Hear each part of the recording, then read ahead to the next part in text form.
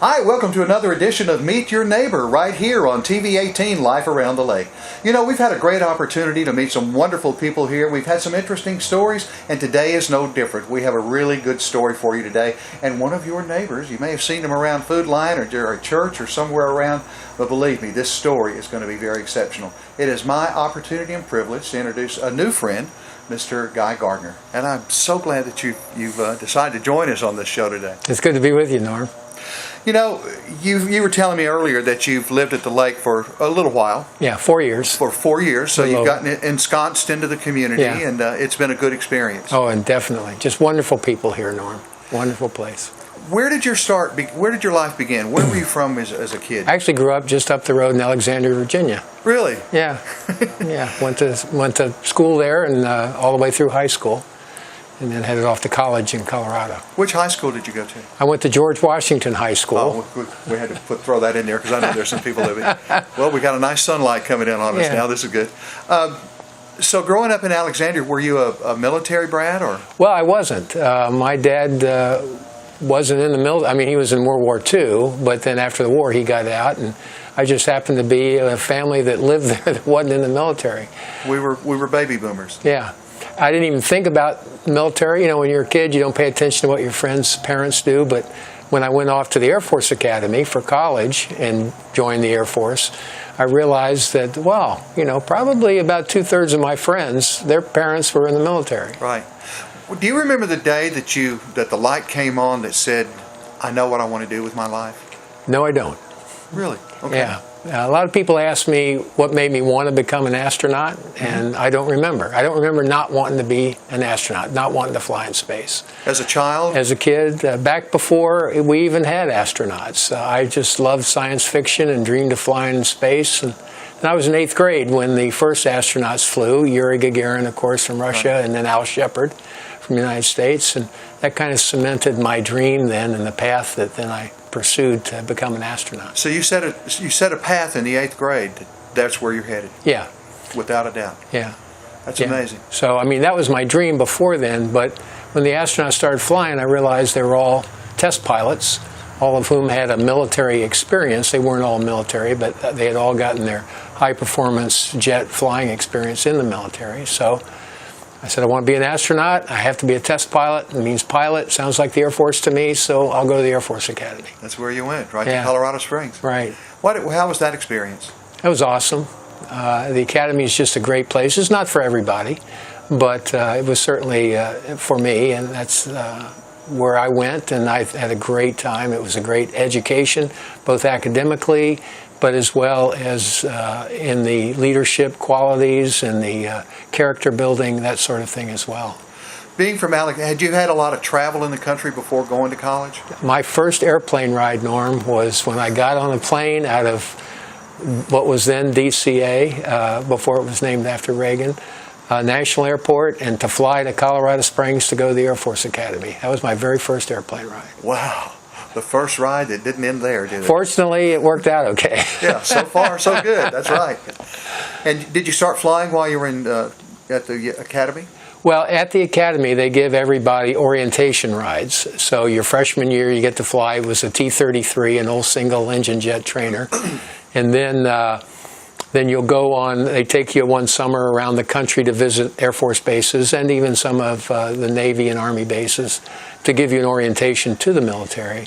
And typically you'll get 1 or 2 flights then. Then my senior year, I actually learned how to fly. My second semester, my senior year, I actually took a course where I learned how to fly, got my private license, and it, as an intro to when I went to pilot training. So from there to pilot training, now where was pilot training held? I went to pilot training at, first I did a little detour. I went to Purdue and got a master's degree, and then went to pilot training in Selma, Alabama. Selma, Alabama. Right, at Craig Air Force Base, which has been long since closed now. Sure. But, wow, that's taking you to the Deep South, too. Yeah. New experience? Yeah. Oh, it was a great experience. My wife, Linda, we met in Colorado, and then she we got married while I was finishing up at Purdue, and so she went to Selma with her teaching degree, elementary ed teacher, and they were just starting to integrate the schools in Alabama. This is 1972. And so they hired her as the first white person in an all-black elementary school in Selma, Alabama, and it was just a wonderful experience. That's a story in itself, isn't it? And she's from upstate New York. So the Yankee bride that I brought down to the Deep South, and teaching at a small school in Alabama. Yeah, so it was a wonderful experience, actually, for both of us. And then the day came to do the applications for an astronaut. Right. Do you remember that day that you got the packet? Well, sure. The first time, it was 1977, and they had not selected any astronauts in a very long time. NASA had, the Air Force had started a manned orbiting laboratory program in the late 60s and selected a group of astronauts for that program, and then that was canceled. So NASA took half of those astronaut selectees, military astronauts, into the NASA program, and so there wasn't even a selection then by NASA from prior to that time. So we're talking, over 10 years. And so 77, they made the announcement they were selecting astronaut candidates. I was a test pilot at Edwards, actually had done a stint as a test pilot and was back as an instructor at the school. And so I applied and went down, interviewed, and they didn't pick me. Oh. So in the spring of '78, I got my phone call, and some of my buddies had been selected, but not I. So then the Air Force sent us to the Philippines to a tour over there, where I did not want to go because I wanted to go down the street and fly what was new at the time, F-15, as a test pilot. But the military sent me to the Philippines, and as I looked, that was a great assignment for us as a family. And then 2 years later, NASA had another set of applications, and I applied, and this time was selected. Do you remember the day that you got the call that you had been selected? I don't remember the day. I remember it was in the middle of the night because we were in the Philippines. All right. And so I didn't go back to bed that night because I actually had an assignment. I was already about 3 months from rotating back to the States, and I had an assignment to go to, actually up here at Quantico, to the Marine Corps Command and Staff College. And so I had to call the military personnel folks and let them know that I wasn't going there because I was going to Houston instead, and so that they could find a replacement for me in that course and give them some. Suddenly you're at the Space Center, now you're one of them. Did you feel a dramatic transition, or did you feel kind of a gradual transition? It was really more of a gradual transition, Norm. Actually, some of my buddies and I were a little frustrated because in our military careers, we had been very, very busy, challenged, always moving up every year or two to a more challenging position. And when we first got to NASA, the shuttle program had been delayed, and they had about 100 astronauts kind of waiting in line. And we were busy helping develop. What you do as an astronaut primarily is not fly in space. Primarily, you are a crew member representative to the hundreds of teams of people, perhaps thousands of people, who all work together to make it all happen. Design, development, testing, operations, support, all that kind of thing. So none of them are going to fly. It's not like General Motors, where everybody involved in making a car, General Motors, drives a car. In the Space Shuttle program, only a few people actually drive the car, and so we need to have the operator input into all of these other teams. And so that's primarily what our job was. Be trained to fly, and then take that training and apply it in these other teams. But you're trained to do a lot of different things within the program, too, because of your experiences. Right, right? Yeah. But they had so many of us that we actually weren't challenged very much. It was pretty easy going. Just learning the space shuttle systems, learning the NASA operation. Then after 6 months, getting assigned to another job, and we seemed it forever to us, and then having to wait your time in the queue until you get to fly. So from the time of selection, how long did you wait until your first flight? I was selected in probably spring of '80, went down there in July of '80, and I flew in December of '88. 8 years. So 8.5 years, really. But every day was another step closer. Yeah. And that's because of delays in the program. Sure. I was assigned to a flight that should have flown in actually '85 out of Vandenberg Air Force Base in California into the first polar orbit for the shuttle. Oh. But that got delayed due to building of the new launch pad delays. And then we had the Challenger accident, which then canceled that flight. And then we just had to wait until we started flying again. I flew on the second flight after the Challenger, which was nearly 3 years later. So now you're down at Cape Kennedy and you're ready to go. You're sitting on top of a rocket. Did your mind flash back to being a kid in Alexandria? No. Not really. Okay. No, it didn't. My mind is very focused on what's going to happen. If everything goes right during a launch of the space shuttle, from about a minute and a half prior to liftoff until your tank. In other words, the rockets do their thing, right. They use up their fuel, get you accelerated, and then you get off the external tank. You don't do anything.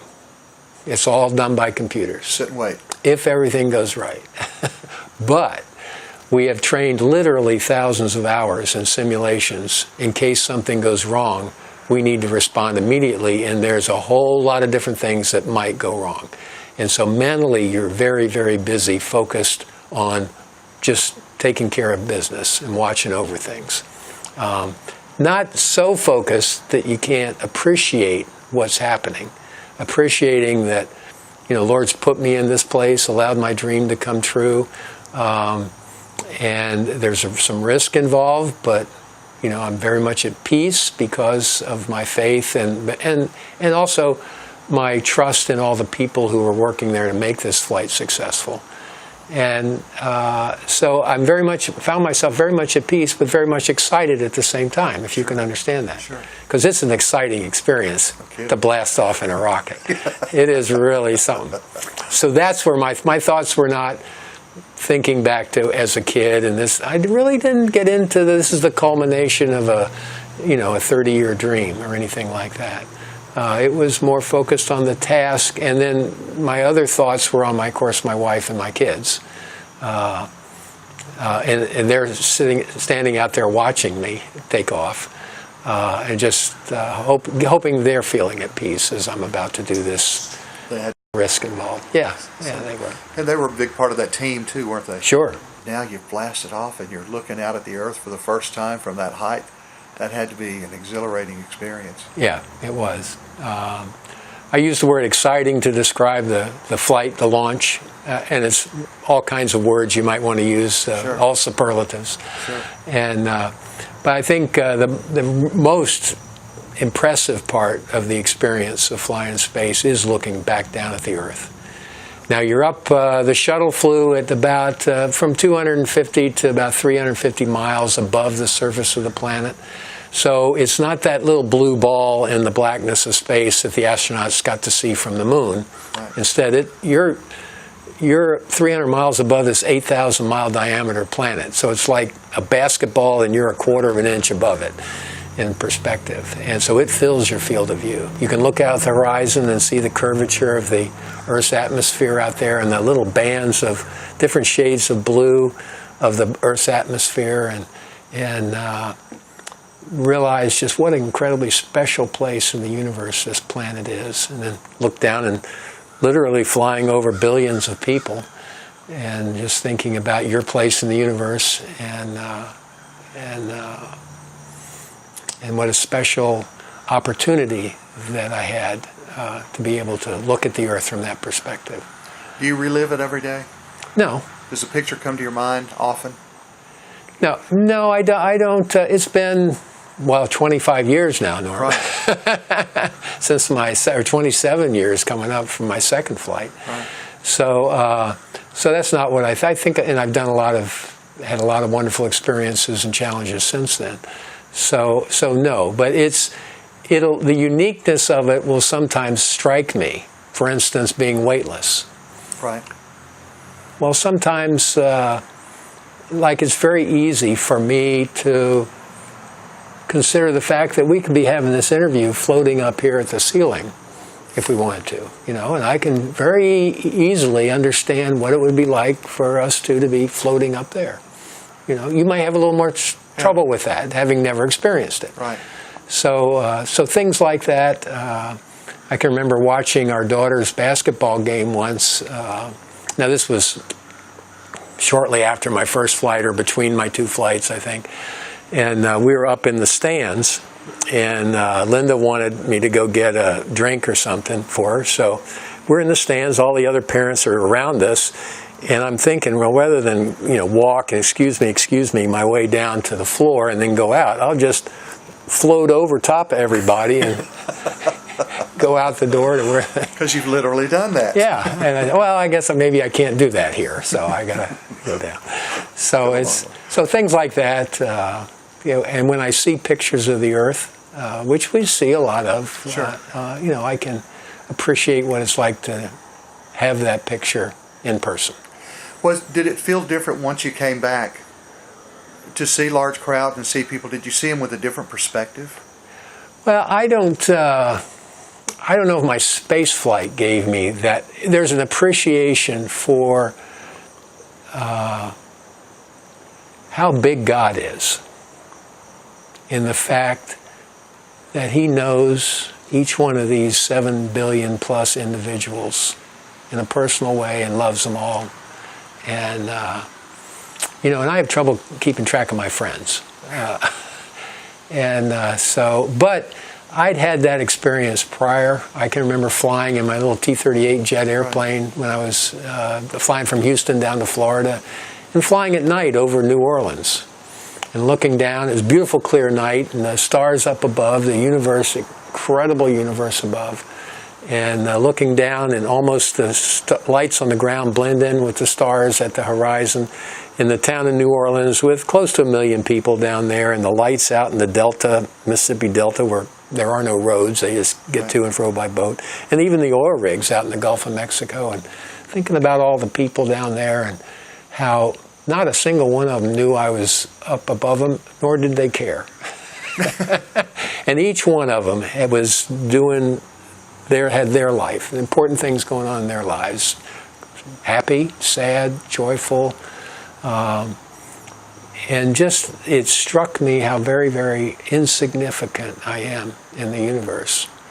But at the same time, almost instantly, I was struck with the thought that our God is so great that He knows me and He loves me, along with all those other 1 million people down there. And that makes me very special. Now that you're a part of an elite group of men in the world, did it create a lifelong bond with those men that you flew with? Oh, sure. Yeah. I mean, whenever you do something unique or something challenging with a group of other people, there are bonds that are made that never go away. Now, I'm not with any of those compatriots on a regular basis, closer to some than I am to others still. But we'll get together at reunions and have a very good time. We're very close. I mean, it's a closeness like I'm sure you have with friends from younger years that you don't see them in 20 years, and you get together and it's like 20 years was zero. Picks up where we left off. Yeah. And there's just a close friendship there. Did you see other people's faith develop because of that experience? No, I can't say that I did. A lot of people have asked me, do you feel closer to God up there, or how can you look at the earth from space and not believe there's a creator?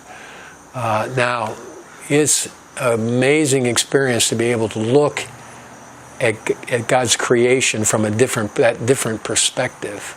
Right. But if you can't see God in His creation down here,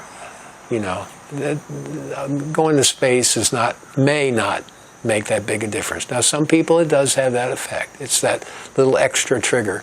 But I just look at humans. I look at the flowers, the trees, the creation around us. I like to talk about the human hand and just how amazing the human hand is. And then what's really amazing is that I can be amazed at thinking about the human hand. Good point. And so So to me, you don't have to go to space to find God. In fact, you're not any closer to God up there than you are down here. Matter of fact, I feel more close with God, with His Spirit, when I'm in a group of fellow believers in worship than I did up there with just a few other guys, some of whom were believers and some were not. How do you think that has been an impression on your children? Well, it's kind of interesting because my kids, they're all grown, and we have grandkids now, and my kids are in their 40s, or almost, the youngest is almost 40.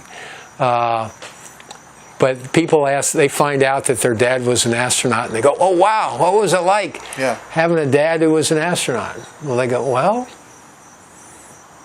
half of my friends' dads were astronauts, you know."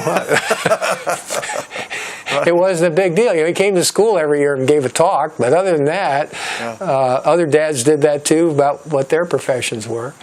And so now they did get to go down to Florida a couple of times, or actually more because of launch delays, but and that was special, and watched me fly. So they knew there was a special aspect to it. But otherwise, you know, I'm still the dad that loves them, and I'm the dad that disciplines them, and and encourages them, and I'm just another dad when it comes to the kids. So at least that was always been my goal. What do you see in the next 10 years as far as the space program goes? What do you see in the future for us? Well, there's exciting things going on. We had a lull there with the space shuttle. Was basically NASA was stuck in the truck driving business, using the shuttle to build the space station and not having money to do anything else. So now that's all done. The shuttle's gone. Now NASA is developing its follow-on, but I think even more exciting than that is that private industry is getting involved in already sending satellites into space, and you know, the resupply modules of the space station are all done by private industry now, and they are in the process of developing the human-rated capability to send people into orbit in private industry designed and built vehicles. What about the union between countries, where we've done this with several other countries? We've had Japanese astronauts, we've had Russian astronauts. Well, it's the International Space Station, and so that was forged many, many years ago with our European and Japanese and Canadian partners, and then, of course, bringing in Russia in after the collapse of the Soviet Union. So there's an international effort there, which I think is good.